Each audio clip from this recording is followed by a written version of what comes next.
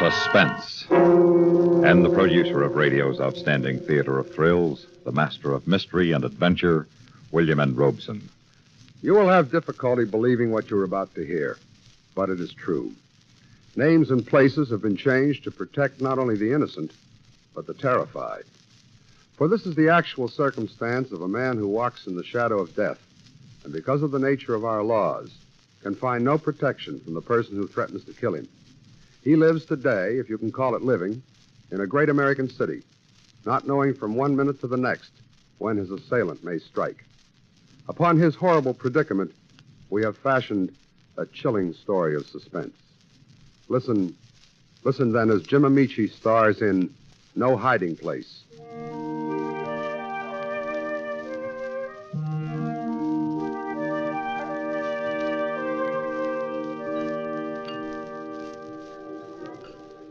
Shall I order more coffee, Mrs. Marshall? No, thanks, darling, but say it again. More coffee? No, silly. Mrs. Marshall. Mrs. Edward Marshall. I love to hear it. So do I, Mrs. Marshall. Oh, Eddie, darling, we've got so much to celebrate tonight. Your promotion, our second anniversary. Our second anniversary. Oh, we've been married a whole 2 weeks. Sue, darling, do you realize that at this rate we'll celebrate our golden wedding anniversary before we've been married a year? Oh, our golden wedding day. Oh, darling, it's so wonderful to be able to look forward to it. The real one, I mean. Oh! Sue, what's the matter? That man. Where? Over there at the bar. For a moment, I thought it was... Carl? It can't be. Silly of me. Oh, just look at this dress. Coffee all over it. Here, let me help. That couldn't have been Carl, could it? Of course not. But even if it was, you're not married to him anymore. No, and I never want to see him again. That's why I left New York, to get away from him. Oh, such a mess. Darling, I'll have to go to the powder room to clean this off. Do you mind? Take your time, darling. Oh, waiter. Check, please. What's your hurry, Eddie? It's early yet. Huh? Who are you? Carl Myers. But I thought... That I was in New York? Not since Sue ran out on me. Just took me a while to catch up with her. You followed her here? Yeah. Maybe we'd better get one thing straight right now. Sue wants no part of you. She never wants to see you again. No? Then you've poisoned her mind against me. How could I? I don't even know you. I don't know anything about you. You don't have to know anything to make up lies about me. Lies? Look, Myers, this is ridiculous. Why should I make up lies about you? How else could you have taken her away from me?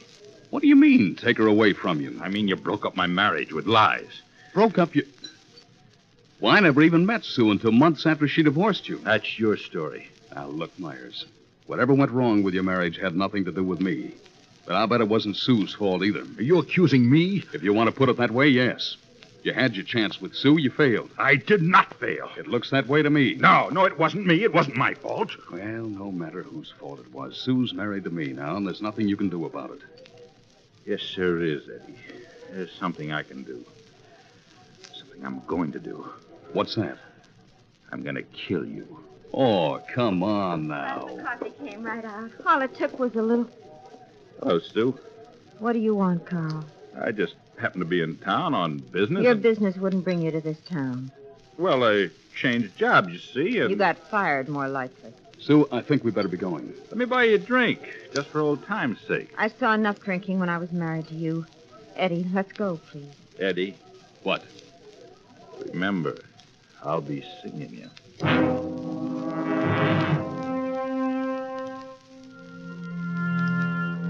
Neither Sue nor I had much to say on the drive home. But I knew that she was upset. By the time we reached home, she had quietly torn her handkerchief to shreds. Hello, Louie. Good dog, Louie. Honey, has he been fed today? Oh, yes, I fed him at noon. Eddie, I'm afraid. Of what? Carl? He scares me. Now, you are being silly. Am I? He threatened to kill you, didn't he? Oh, he's just been drinking too much, that's all. But he did threaten you. What if he did? It didn't mean anything. I knew it. I knew I never should have married you. Hey, what kind of talk is that? Oh, Eddie, he's got some crazy idea that Well, every time I'd go out with somebody in New York after our divorce, Carl would get the idea that man had broken up our marriage. It got so I was afraid to date anybody for fear that Carl would do something to him. That's the reason I left New York. I had to get away from Carl. And that's why you never wanted to talk about him. Well, I was afraid that if you knew, you'd get scared like the others. I was afraid that you wouldn't want to marry me. You don't think that would have stopped me? I love you, Sue. Oh, and I love you. But don't you see? That's why it's different this time. I wasn't married to those other men. Now Carl will be sure that you made me leave him. Honey, that doesn't make sense. Oh, it makes Carl's kind of sense. Darling, there's something inside him that keeps him from succeeding at anything. And when he fails, when he loses his job or his wife or even an argument, it's always somebody else's fault. He can't admit failure. He always blames somebody else. Honey, you've got to stop worrying about it. Eddie, let's go away. You mean run away? All right, run away. Where? You've already tried it, and you've just discovered that it doesn't work. Besides, we don't have to run. If Carl gives us any trouble, I'll just go to the police. Okay, Louie. Okay. I better take him for his walk. No, let me take him. Now, don't worry. Nothing's going to happen. We'll be back in 5 minutes.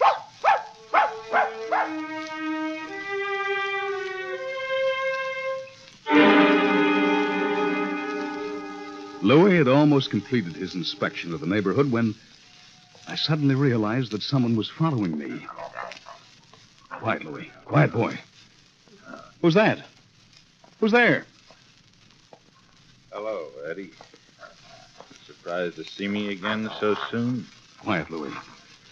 Look, Myers, why don't you go back to New York and leave us alone? Sure. Just as soon as I finish the job I came here for. So go ahead and finish it and get out of our lives. You wouldn't want me to do that right now, would you, Eddie? Put that away. I thought you might want to see it. Take a good look, Eddie. Put it away, Carl. You're a lousy actor. I'm not acting. This is the gun, Eddie. This is the gun I'm going to kill you with.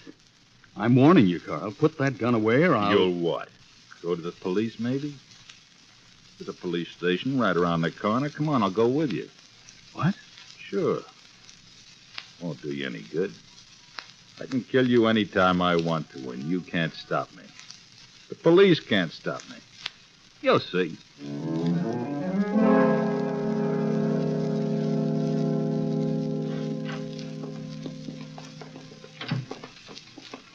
Sergeant, I need a little help. All right, son. What's the trouble? This man just pulled a gun on me and threatened to kill me. Is that right? Sergeant, if I threatened to kill my friend here, would I follow him into a police station right afterwards? You two guys know each other? Not exactly, but I'm married to his ex-wife. Oh. One of them, huh? Look, why don't you both just go home and sleep it off? But I told you he's got a gun. You got a gun, mister. Of course not. You heard him. Search him. You'll find it. No, I can't. Unless you've got evidence. There may be a witness. What do you mean? Well, did anybody hear him make this threat? No. Can you prove that he's carrying a gun? Do you know where he bought it? No. Then I can't help you. I don't see why not. You're a policeman. Isn't that what policemen are Son, for? we got our orders. If I search this man, I can get fired from the force. Maybe sued for damages, too. But evidence or a witness? What if the police can't help me? Who can? Right now, son, nobody can help you. That's right, Eddie. Like the sergeant says, nobody can help you. Nobody.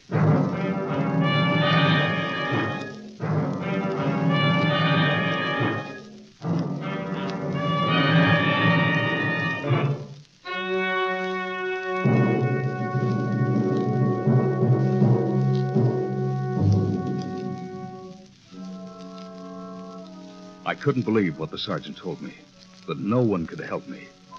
But after all, he was only a precinct sergeant. So the next morning, I went straight to police headquarters, to the Homicide Bureau. I was sure I could get help there. Well, it's like this, Mr. Martin, is it? Marshal. Well, it's like this. We can't pick this guy up for intent to kill just on your say-so. If we did things like that, every man with a grudge against his next-door neighbor would be down here claiming the guy had threatened to kill him. But Carl Myers did threaten me. Yeah, that's what you say. But you also tell me that he denied it. That's your word against his. Who are we supposed to believe? We're policemen, not mind readers. There must be something you can do. Yeah. Well, is he clean? Clean? Yeah, clean. Does he have a police record? Oh. No, I don't think so. I'm sure he doesn't. Oh, it's too bad. See, if he did, we could chance picking him up, but not if he's clean.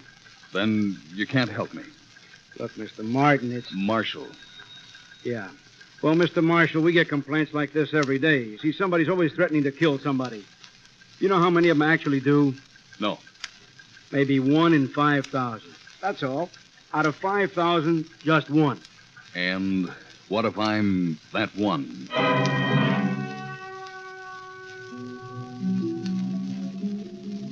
The detective had no answer to that question. A big help he was, sitting there picking his teeth while a madman stalked me. It was then that I thought of another possible answer. Carl certainly acted like a man who belonged in a mental institution. It might be just possible to have him committed. I hurried over to ask my lawyer. Well, what do you think? Will it work? Well, it's entirely possible, Eddie. Now, of course, it might not be advisable. Why not? If Carl were committed, he couldn't shoot me. Yes, if he were committed.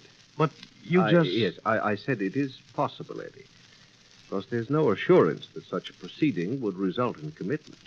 But there is a chance, isn't there? Yes, there's a small one. I guess any chance is better than none. No, not necessarily, Eddie. To have Myers put away, you see, you'd have to sign the charge sheet against him. Now, he has the right to examine that, to learn the identity of his accuser. And if committed, which, as I said, is unlikely, he would almost certainly be released within 2-3 months. Madder than ever. Exactly. So, Eddie, my advice is to drop the idea.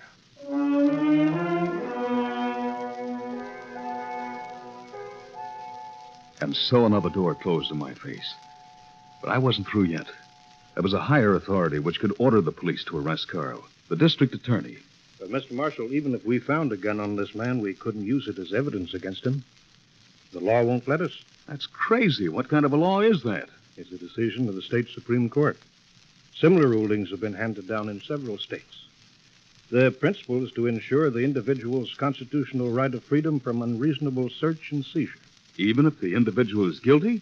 Even if he's a homicidal maniac? Now, all men look alike to the law, Mr. Marshall. It protects the guilty as well as the innocent. The police sergeant was entirely right when he asked you to produce evidence or a witness. If you can't, I can't order Carl Myers arrested. Not at least until he commits an overt act. What would you call an overt act? An attempt to kill you. You mean I've got to get murdered before you can help me? Well, let's hope it doesn't come to that. But you're telling me it has to come to that, aren't you? Now, Mr. Marshall, let's not get excited. Not get excited. You tell me the law can't help me. You tell me you'll arrest Carl Myers after he kills me, and you tell me not to get excited. How would you like to be in my shoes right now? Suppose you tell me that. Well? Mr. Marshall, just between us, I'd be scared to death.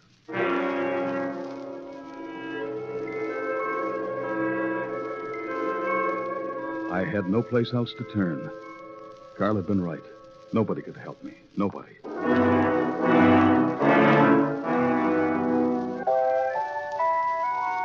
I was a bundle of nerves when Sue picked me up at the office.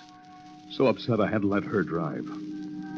There's only one thing I can do. What's that? Get a gun and kill him. Eddie, you couldn't. Why not? The law protects him, it protects me the same way. And what about afterwards? Afterward, I'd still be alive. And you'd be a killer. You'd be arrested, tried for murder. Is that what you want? Well, Tell me honestly, Eddie. If you had a gun in your hand this minute and Carl in the sights, could you pull the trigger? no. No, I guess I don't have that kind of guts. I'm glad.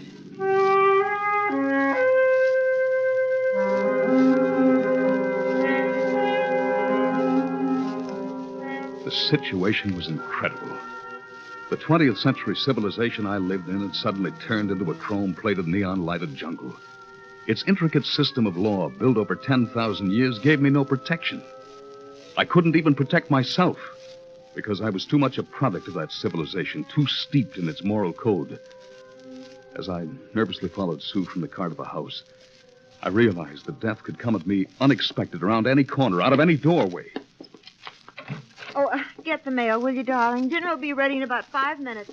You're getting cold, cousin. Sue, what's the matter? Louie! Oh, no. Oh, Eddie, how could he? How could he kill a harmless little dog and leave it hanging from the beam? Like an execution. Sue, it's a warning for me. No, Eddie, no. Yes, he means it. He's going to kill me, and I can't stop him. No, let's call the police. Call the police? I've been to the police. All I can do now is run. Eddie, don't go out. Please, you're safer here. No, maybe he's still here, hiding, waiting for me. I can't just sit here and let him kill me. I've got to run. I've got to get away. Eddie! Eddie, come back! Come back! Eddie!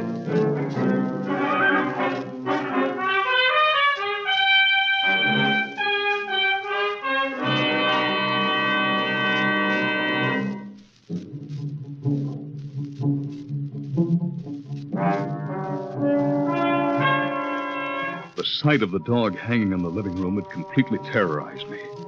Now I was operating solely on fear. My only thought was to find the crowd and lose myself in it. The only way Carl would dare try to kill me would be if he could catch me alone. Just ahead of me, I saw a crowd coming out of a theater. I hurried to join them, elbowed my way toward the box office. Inside, I'd be surrounded by people. I'd be safe. One, please. That'll be $1. Carl. $1, please. Oh, it can't be. It can't. Don't hold up the line, please. You want a ticket or don't you? I backed away from the window in horror. Through the glass, the ticket seller's face, Carl's face, leered at me. I turned and ran. It can't be Carl.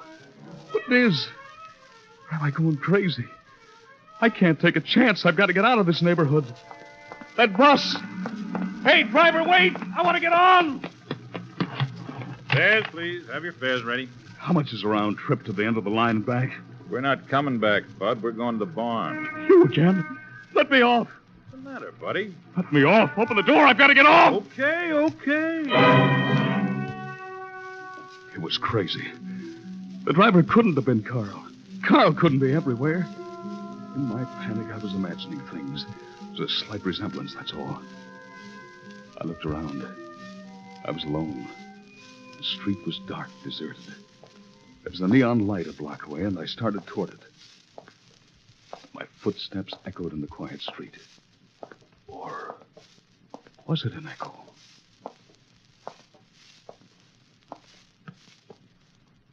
Carl?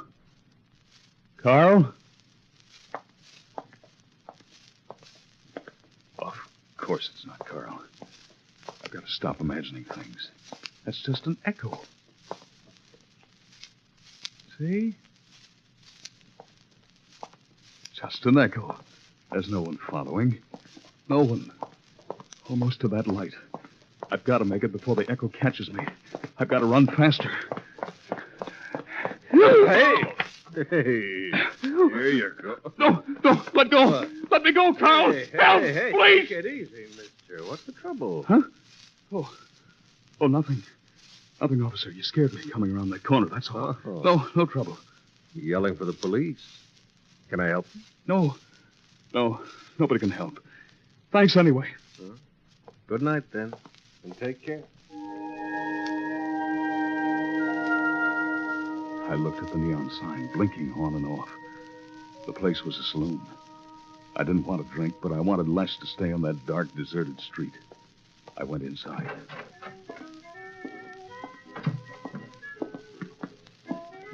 Oh, what'll you have, mister? A cup of tea, please. Tea? Hey, look, we got booze and we got beer. Which'll you have? I guess booze. Yeah. Yeah. Small glass, isn't it? Oh, we got bigger? No, thanks. This is adequate. Oh, glad somebody thinks so. Another one? Thanks. Guess I will.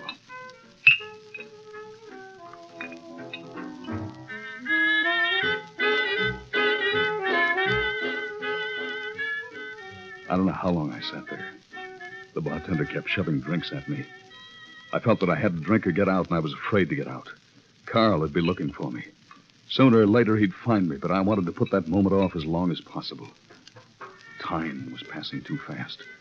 The hands of the clock behind the bar crept closer and closer to 2 o'clock. I dreaded the coming of that hour. It's closing time, Bud. 2 o'clock. Give me another drink. I'm sorry I'm closing up. But you gotta let me have another little drink. Look, you had enough. And besides, I'd lose my license if I sold you a drink after hours. Yeah? Well, let me tell you a story, then. Funniest thing happened. I'm sorry, mister. We're closed. That's all right. I was just looking for my friend here. Carl. Ready to go, Eddie? No, not with you. Oh, now, come on. Eddie, it's late. Well, I'm sure glad you showed up, mister. I hate to see him leave here like that without somebody to steer him home. You know what I mean? I know. We have this problem with him all the time. Bartender, he's lying. I don't drink, honest. Oh, sure you don't. Please, he's going to kill me. Is that right? Come on, let's go, Eddie. No, please don't let him kill Give me. me a hand with him, will you? Sure. Hey, glad to get him out of here. I got to close up. No. Come on. No, he's going to kill me, I tell you. He's got a gun. Does he always get this wild? Yeah, usually. That's why we try to keep him from drinking. But you know how it is. Oh, don't believe him. Boy, I sure do know how it is. Well, here he is. Good luck. Bartender, don't go away. Don't leave me with him, please. All right, Eddie. Let's get it over with. Into the alley there. Everything working perfectly for you, isn't it, Carl? Sure it is. Into the alley. All right. Go ahead, shoot me. But what'll that prove? You'll still be a failure. What? You can't face it, can you? How many husbands of Sue's are you going to have to kill before you can admit you're a failure? I'm warning you. Don't say that. Go ahead, shoot. Add another failure to your list. I'm not a failure. I am not. Hey, what's going on there? Get back. Get back or I'll kill you, too. Drop it, mister. No, get back. Get back, copper. He's dead, officer. Carl's dead. Yeah, it was him or me. Mister, do you realize that crazy guy could have killed the both of us? You ought to be more careful the friends you pick up in bars.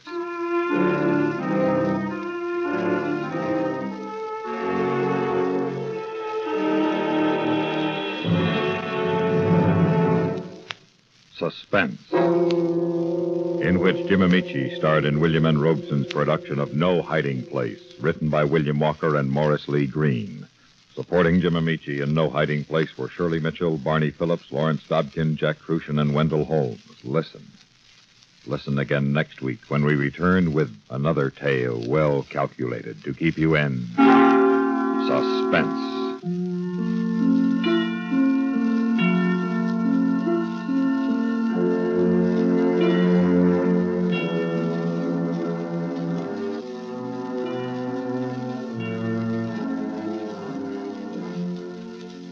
Suspense has come to you through the worldwide facilities of the United States Armed Forces Radio and Television Service.